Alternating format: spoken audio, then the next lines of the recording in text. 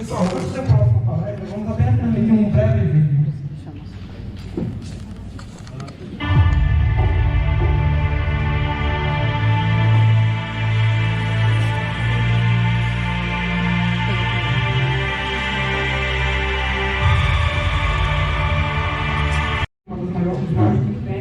Libertário do mundo, analista internacional, mestre e consultor de políticas públicas e um dos maiores nomes do movimento liberal latino-americano mundial. Convido aqui ao palco Antonella Martins.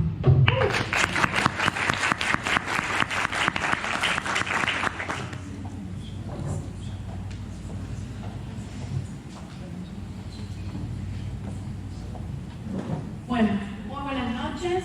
Voy a intentar hablar despacito, así me entienden. A mí me cuesta mucho el portugués, así que no es mi fuerte. Esta vez paso. Para la próxima quizás aprenda y lo pueda hacer en portugués. Muchas gracias, Lucas. Gracias a todos los organizadores de este encuentro. Gracias a todos los que están hoy acá participando en un evento que promueve las ideas de la libertad, ideas que hacen tanta falta hoy en Brasil, en América Latina, a lo largo de la región. La idea de hoy es que conversemos un poco sobre las ideas de América Latina, la situación general de América Latina, de los países que todavía siguen anclados a las garras del populismo, a las garras del socialismo, del estatismo, que siempre ha dado malos resultados. Como veíamos en el video, no hay un solo caso en la historia en que el socialismo haya funcionado, jamás. Entonces los liberales, yo siempre digo, tenemos a favor los hechos y la historia. Por eso tenemos que empezar a aprender a usarlos bien. Vamos a empezar con un poco con las ideas marxistas, intentar darle una vuelta a lo que ha sido la revolución marxista que tanto se ha aplicado en América Latina. Nosotros sabemos que en 1848 estos dos pensadores, Marx y Engels, escriben un librito pequeño, se llama El Manifiesto Comunista, que es todo lo que no hay que hacer. Todo lo que no hay que hacer está escrito en ese libro. Así que hay que estudiarlo para saber cuáles son las cosas o las políticas públicas que no tenemos que seguir. Ellos proponen, por supuesto, dos fases, que ustedes bien lo saben. La primera fase, la fase socialista, en la que proponen abolir la propiedad privada, confiscar tierras, abolir la herencia, crear impuestos, centralizar los medios de comunicación, los medios de producción también, y las expropiaciones. Una vez que las personas en el poder, con esa dictadura del proletariado, cumplían con esa fase, se pasaba a una segunda fase. En esa segunda fase iba a ser un mundo ideal, como planteaban los comunistas, un mundo supuestamente bonito, repleto de todas estas bondades inexistentes. Y hemos visto que cada vez que esto se ha intentado hacer, jamás se ha alcanzado. Porque el marxismo es una ideología que va en contra de la naturaleza humana. Y ahí está la gran inmoralidad de este tipo de sistemas y este tipo de propuestas. El mismo Marx, el mismo Engels, incluso el Che Guevara que era de mi ciudad, de la ciudad de Rosario, compartimos ciudad. Por suerte, en Rosario también nació Messi, así que compensamos. Tenemos lado bueno y lado malo. Pero Ernesto Che Guevara fue una persona que le gustaba matar. Un asesino que confesó que le gustaba matar. Hay documentos, hay información donde esto se puede corroborar. Incluso hay un discurso que Ernesto Che Guevara da en la Asamblea General de las Naciones Unidas, donde dice lo siguiente: fusilamientos, sí. Hemos fusilado, fusilamos y seguiremos fusilando mientras sea necesario. Esas son las palabras de Ernesto Che Guevara. ¿Cómo es posible, entonces, que hoy tengamos abiertamente a tantos jóvenes a lo largo de América Latina que usan la franela con la cara de un asesino y que nadie diga nada al respecto?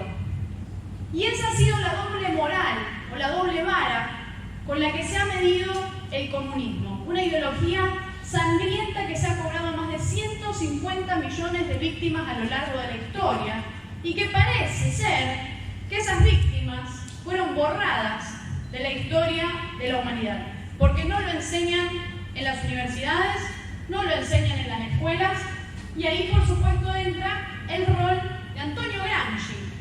Gramsci, que fue un comunista italiano, que decía que había que tomar la cultura y la educación y el camino iba a estar listo para el comunismo. Y dicho y hecho, con la doctrina, ¿no?, las formas de adoctrinar que ha tenido el comunismo, el socialismo, a lo largo de América Latina, a lo largo del mundo, han logrado vender una cara falsa, una máscara falsa, al comunismo, al marxismo, al socialismo, incluso a Marx e incluso a Engels. Ahora vamos a pasar con la próxima, por favor. Los primeros en intentar todo esto, como bien sabemos, fueron Lenin, ¿no?, a partir de las guías de Marx y Engels, y después continúa con Trotsky, con Stalin. Pero los primeros en aplicar esa teoría de Marx y Engels fueron ellos en 1917, en esa Unión Soviética. Siempre digo que, ahí está la cita, el socialismo es el sistema que odia al genio, que odia al ingenioso, que odia al que destaca, que odia al innovador. Es el paredón de fusilamiento de los Leonardo da Vinci, de los Einstein, de los Steve Jobs, de los Mark Zuckerberg, de todo el mundo. Porque el socialismo siempre atenta contra la persona que quiere innovar y crear, porque no respeta el tiempo de la gente. Vamos a pasar con la próxima. ¿La próxima? Ok, ¿otra más? Entonces, ¿quién es la persona que trae todas esas ideas a casa? Fidel Castro, ¿no?, que en 1959 desencadena esa revolución cubana que tiene grandes y terribles consecuencias que incluso hoy estamos pagando. El caso de Venezuela, todo lo que está sucediendo hoy en Venezuela, no ha sucedido porque sí. Ha sido una estrategia pensada y planificada durante décadas por esa persona, por Fidel Castro, con esa revolución cubana que desenlaza todo lo que vamos a hablar a continuación. En el año 1958, y acá para que vean la relación entre Cuba y Venezuela, en el año 58, el presidente venezolano Wolfgang Larrazábal financia las guerrillas de Fidel Castro. Un presidente venezolano mandando dinero para financiar la revolución cubana que se va a dar en el año siguiente, en el 59. En el año 59, finalmente, los Castro, Camilo Cienfuegos, el Che Guevara y todos estos revolucionarios cubanos toman Cuba. Y a partir de ese momento, la historia de América Latina cambia para siempre. Yo me pregunto, ¿cómo hicimos los latinoamericanos para acostumbrarnos a convivir con una dictadura así durante 60 años? Más de medio siglo conviviendo con un régimen dictatorial como el de Fidel Castro. Y nadie hizo nada y nadie dijo nada. Y hoy estamos pagando las consecuencias y las pagamos con ese socialismo del siglo XXI. Sánchez, que fue un guardia durante mucho tiempo de Fidel Castro, cuenta en su libro reciente que se titula La vida oculta de Fidel, una historia muy particular que envuelve a Brasil. Cuenta Sánchez, que era el guardia de la oficina o el despacho de Fidel Castro, que un día llega un señor al despacho de Fidel Castro y Fidel dice a sus compañeros que estaban reunidos ahí: este señor algún día va a ser el presidente de Brasil. Y esa persona era Lula. Operado, por supuesto, bajo el liderazgo y las ideas de esta persona, Fidel Castro, quien genera caballos de batalla o caballos de Troya para América Latina. Y ahora vamos a entender por qué. En el año 1965 se da lo que se conoce como la Operación Manuel. La Operación Manuel es una operación estratégica de seguridad y de inteligencia desarrollada por Fidel Castro y por Ernesto Che Guevara. La idea de esa Operación Manuel, muchas gracias, es abrir focos guerrilleros a lo largo del mundo, a lo largo de América Latina. ¿Podemos pasar una más? En esa foto, esto es la Operación Manuel. El señor que está con el sombrero y los lentes, ¿alguno sabe quién es? Es el Che Guevara. Ernesto Che Guevara disfrazado con un pasaporte falso, que está arriba, que se lo entrega Fidel Castro.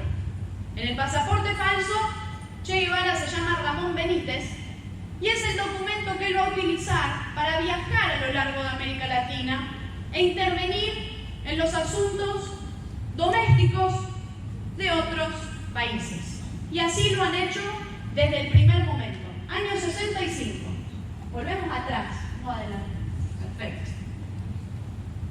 En el año 1967 hubo un intento de invasión de Cuba a Venezuela.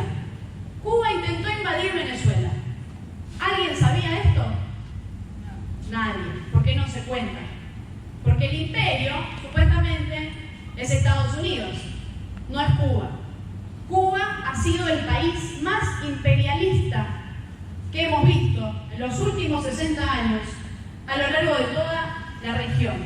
1967, en mayo, en Machu Picchu, Fidel Castro envía tropas para invadir Venezuela. Raúl Leoni, presidente de ese entonces de Venezuela, logra detener esa invasión. Otra vez, esas cosas no figuran en los libros de escuela o en los libros universitarios o en la boca de los profesores latinoamericanos que deberían contarnos la segunda parte o la segunda cara de la historia, que muchas veces callan. En 1989, 1990, cae esa Unión Soviética que mantuvo durante tanto tiempo a Fidel Castro y a ese sistema sanguinario que todavía sigue vigente, que todavía sigue existiendo, y Fidel Castro se queda sin el subsidio soviético. Entonces decide que va a fundar el famoso Foro de Sao Paulo, de la mano de Lula, por supuesto, como una manera de atacar o hacer frente a los movimientos socialistas, a los movimientos neoliberales, como ellos llaman, a lo largo de la región, a lo largo de toda América Latina.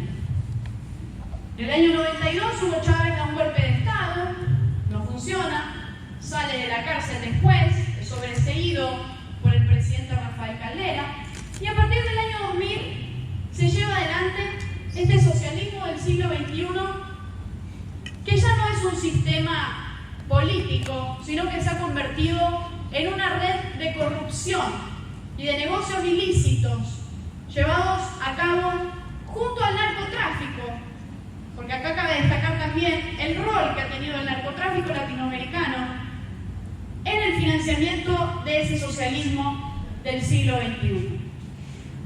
Cuba, un país que tenía un ingreso per cápita mayor que el de Austria, mayor que el de Japón, que fue el tercer consumidor de proteínas en el hemisferio, hoy se reduce a una libreta de racionamiento y al hambre. En todo un país que muere de hambre desde hace 60 años. Pasamos la próxima. próxima, ahí. Y ahora hablemos un poco de Venezuela, de lo que pasa hoy en Venezuela, y entender cuáles son las raíces de todo este sistema. Venezuela es un país que en 1980 tenía el PBI per cápita más grande de toda la región, el PBI per cápita más alto de América Latina. Venezuela durante 100 años tuvo la inflación más baja del mundo, y el bolívar, esa moneda que hoy no vale nada, fue una moneda de respaldo en la que el mundo quería ahorrar.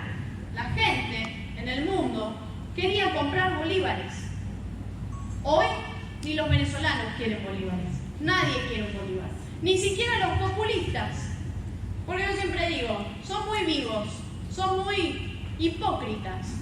Porque todos estos socialistas, Fidel, Lula, Cristina Kirchner, Correa, Evo Morales, Chávez, Maduro, ninguno vive como dice pensar.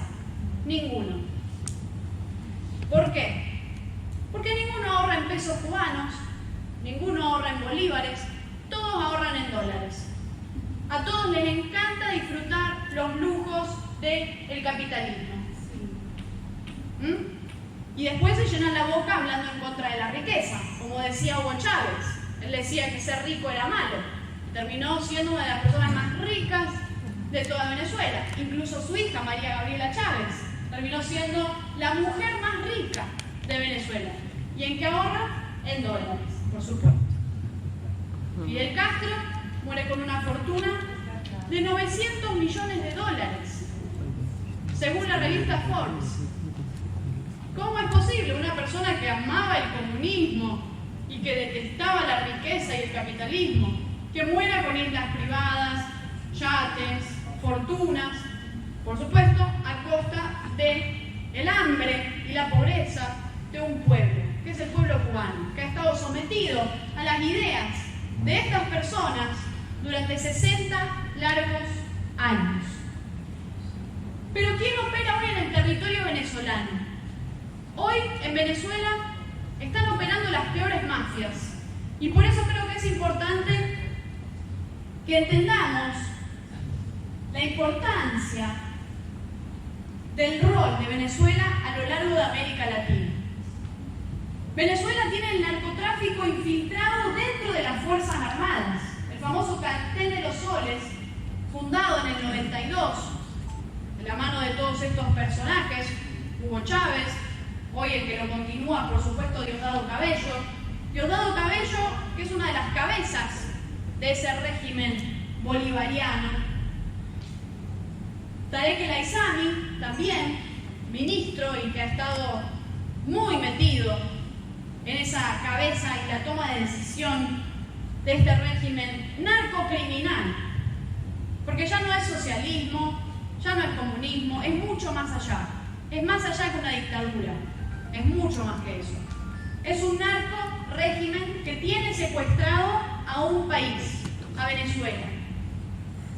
Hoy en Venezuela, además del narcotráfico, también operan las guerrillas marxistas de la FARC de Colombia, el ELN de Colombia, que han avanzado por más de 2 estados a lo largo de Venezuela, y que operan con crimen organizado, con trabajo ilícito, que tienen abiertas tantas pistas ilegales para el aterrizaje de aviones que llevan narcotráfico, y eso lo vi con mis propios ojos en Mérida.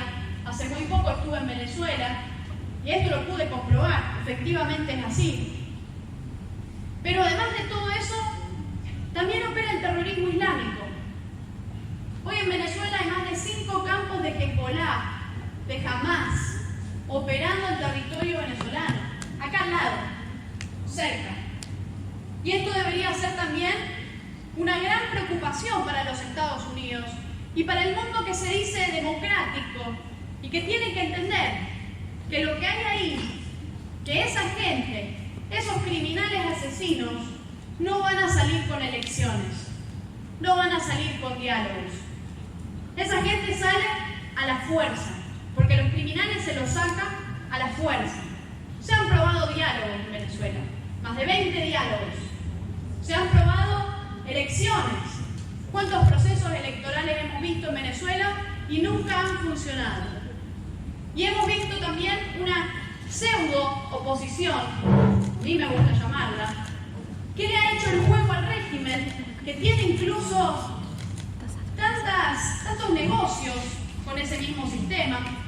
Por eso para mí, la única mujer, la única persona política dentro de Venezuela que dice las cosas como son y que acompaña el mensaje de los liberales y los libertarios a lo largo del mundo es María Corina Machado, de 20 Venezuela. Una mujer que hace 10 años se enfrentó a Hugo Chávez y le dijo en su cara: expropiar es robar. Y toda esa oposición de hoy se le reía en la cara en su momento. Y ella siempre lo ha dicho y ha advertido los problemas de este sistema. Pero además, en Venezuela también está el G2, el organismo de inteligencia de Cuba. Cuba tiene intereses en Venezuela, China tiene intereses en Venezuela, Turquía tiene intereses en Venezuela, Rusia, Irán, todos estos países que sabemos los peligros que representan para el hemisferio. Por eso ha llegado la hora de actuar y de abandonar las declaraciones y empezar a tomar acción al respecto con un pueblo que está muriendo de hambre y que es una consecuencia de que no hayamos hecho nada con Cuba durante 60 años, como les dije recién. Pasamos a la próxima. Y acá, en este slide, a mí me gusta marcar algunas pautas o características para que podamos descubrir, ¿no?, o identificar a un socialista del siglo XXI, a un típico populista o estatista del siglo XXI. Estos socialistas se presentan como caudillos, mesías, que vienen a salvarnos de los problemas que tenemos como sociedad. ¿Me estoy hablando muy rápido? ¿No está bien? ¿Voy más despacio? ¿Está bien? Y hay un concepto que a mí me gusta utilizar que dice lo siguiente: al populista le gusta quebrarte las piernas, darte un par de muletas y decirte que si no fuera por el populista, el socialista, vos no podrías caminar. Entonces crean esa dependencia entre el gobierno y el ciudadano, que es tan tóxica, y promueven esa cultura del subsidio y eliminan la cultura del trabajo, la cultura de la responsabilidad, que son los únicos factores que sacan adelante a los países. Por supuesto, muchos de ellos asumen por vías democráticas para luego destruir las democracias. Y esto nos habla del rol de las instituciones y de lo débiles que han sido las instituciones a lo largo de América Latina. Venezuela, por ejemplo, tuvo más de 28 constituciones nacionales. 28. Si esto uno lo habla con un norteamericano, los norteamericanos se quedan locos. No entienden nada. ¿Cómo? Y ese es el gran problema. Cambiar las reglas de juego constantemente hacen que, por supuesto, los inversores, las personas que quieren invertir, trabajar, emprender, abrir una empresa en el país, sea quien sea, no tiene que ser empresas grandes. Puede ser un kiosco, una ferretería, una panadería. No lo hacen porque viene el caudillo y te dice exprópiese. O te aumenta impuestos, o aumenta el gasto público y le quita a unos para darle a otros. Y cuando uno le quita a uno para darle al otro, aniquila el incentivo que tiene ese uno de crear. Y llega un momento que ese uno no crea más nada, no produce riqueza. Porque ¿para qué? Si va a venir el populista y te la va a quitar.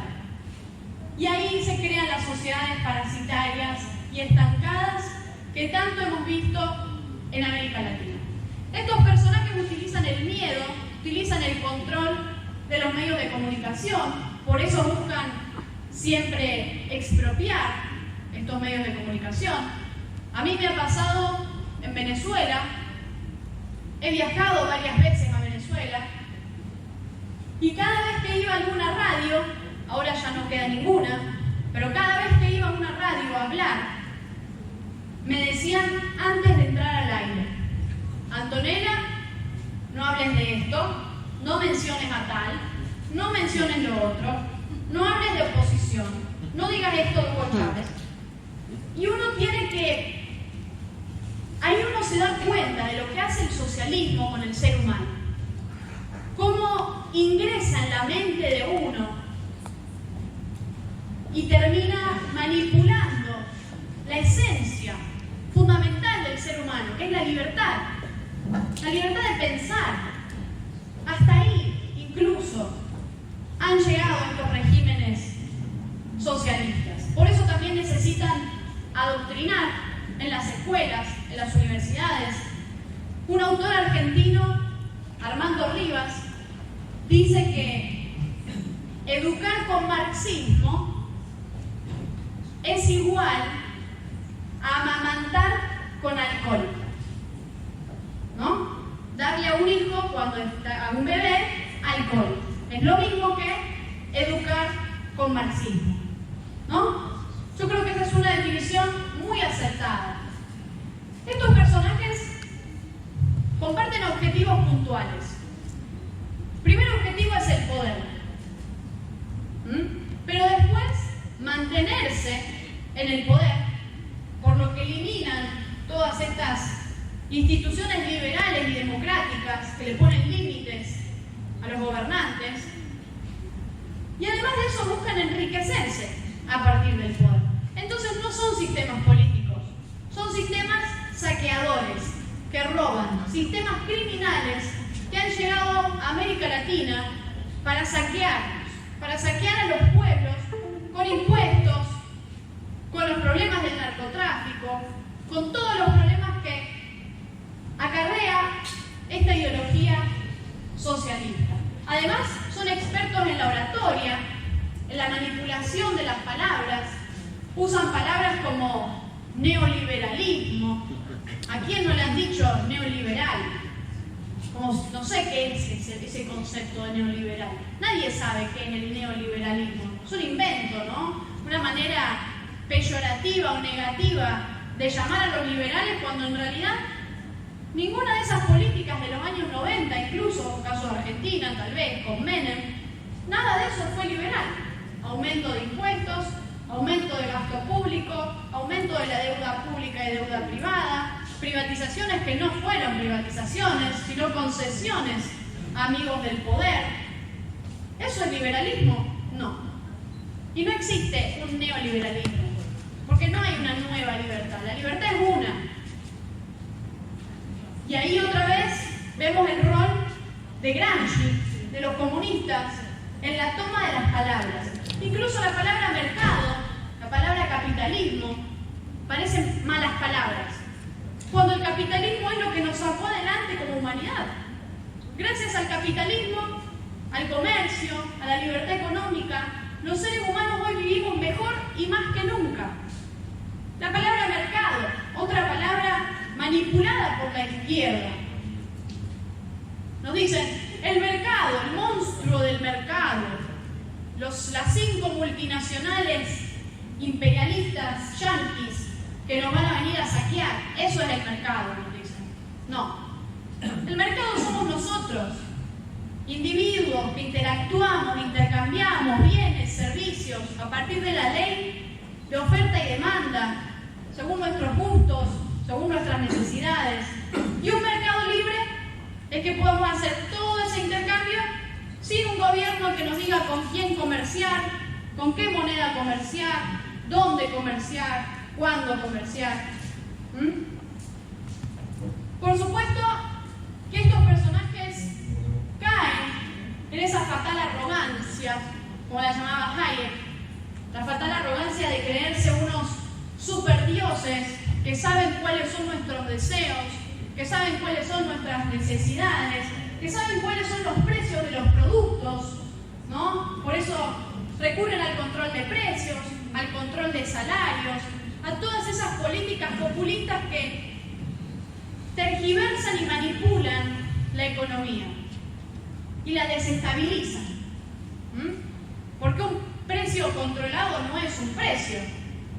Un precio controlado es la ocurrencia o el invento de un burócrata.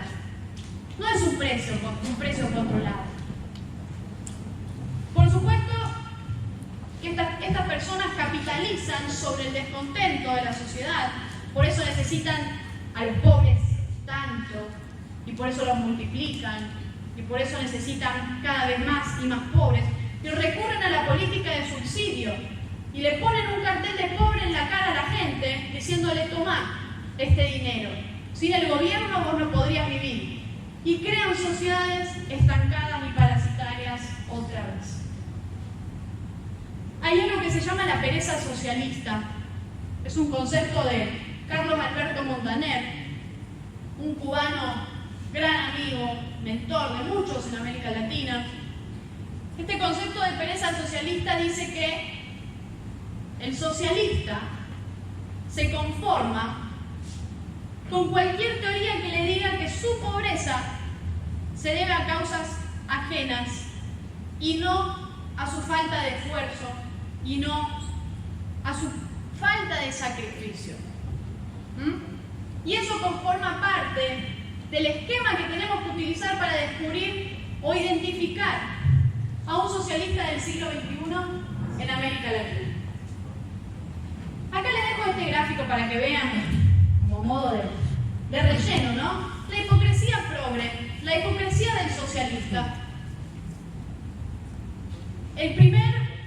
La primera parte, en verde, es la cantidad de dinero en millones, en dólares, ¿ok? Fortuna en dólares, de gobernantes y exgobernantes.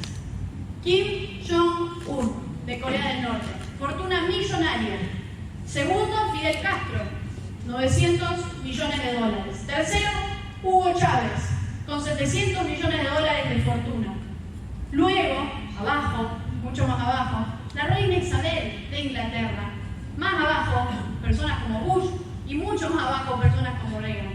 Entonces ahí está la gran hipocresía. Fidel Castro termina siendo más rico que la reina de Inglaterra. Kim Jong-un, Hugo Chávez, terminan teniendo fortunas impensadas a costa del saqueo de los pueblos latinoamericanos que hoy pasan hambre gracias a sus políticas públicas nefastas que se aplicaron una y otra vez y siempre fracasaron. Y esta es la fórmula del socialismo del siglo XXI. Más promete el gobierno populista, necesita más dinero. Más prometes, necesitas dinero. ¿De dónde lo vas a sacar si sos un gobierno? Hay tres maneras en las que un gobierno puede conseguir dinero. Uno, con deuda, endeudar al país, que no es bueno. La historia argentina nos dice mucho de lo malo que es recurrir a la deuda una y otra vez. Otra manera es con impuestos, ¿no? Esta manera tan tóxica que lamentablemente en América Latina se ha convertido en una forma de robar, porque los impuestos han terminado siendo un robo en América Latina. Y por supuesto, también la emisión monetaria. Imprimir billetes con la maquinita y generar inflación. Y ahí está la historia de América Latina, que hicimos todo mal desde siempre y no tenemos personas con coraje que hagan el cambio estructural que América Latina necesita hacer. Por supuesto que toda esta política resulta en clientelismo.